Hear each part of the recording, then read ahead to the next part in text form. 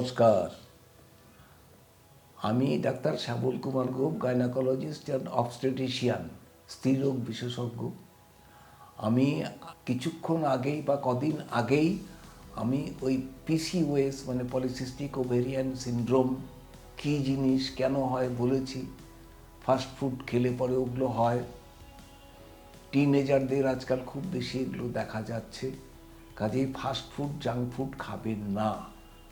তাহলে আপনাদের মানে কোনোদিন প্রেগনেন্সিও হবে না, আর ওজন বাড়তে থাকবে।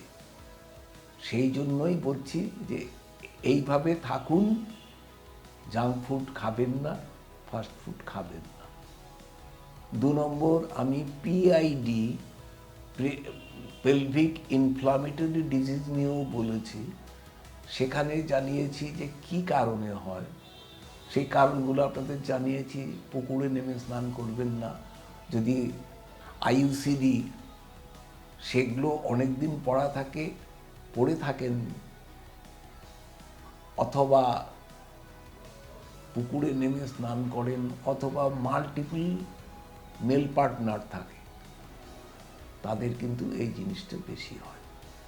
কাজেই সেই ব্যাপারে নজর রাখবেন। আর 3 নম্বর হচ্ছে ইনফার্টিলিটি। একটাকে বলা হয় প্রাইমারি ইনফার্টিলিটি, যাদের অনেক দিন ধরে বিয়ে হয়েছে, অনেক চেষ্টা সত্ত্বেও তাদের কোনো প্রেগনেন্সি আসেনি, সেটা প্রাইমারি ইনফার্টিলিটি। আবার অনেকের থাকেন যে প্রথম বাচ্চা একটা এসছে বা প্রেগনেন্ট হওয়ার পর সেটা নষ্টও হয়ে গেছে, লিভিং ইস্যু কিছু নেই, কেউ বেঁচে নেই, কিন্তু তারপরে যখন চেষ্টা করছে তারপরে আর হচ্ছে না, সেইটা সেকেন্ডারি ইনফার্টিলিটি। প্রথমে একটা প্রাইমারি মানে একবারও কনসিভ করতে পারেনি, দ্বিতীয়টা সেকেন্ডারি, এই জন্য একবার কনসিভ করেছিল, হয় সেটা বেঁচে আছে অথবা নষ্ট হয়ে গেছে। এই দুটোই হচ্ছে ইনফার্টিলিটির কারণ, সেগুলোও আমি দেখি। সেই রোগীগুলো আমার কাছে আসবেন, আমার ইউটিউব চ্যানেলগুলো দেখে নেবেন। যখন আসতে পারলে ভালো, না হলে ইউটিউব চ্যানেলগুলো দেখে নেবেন।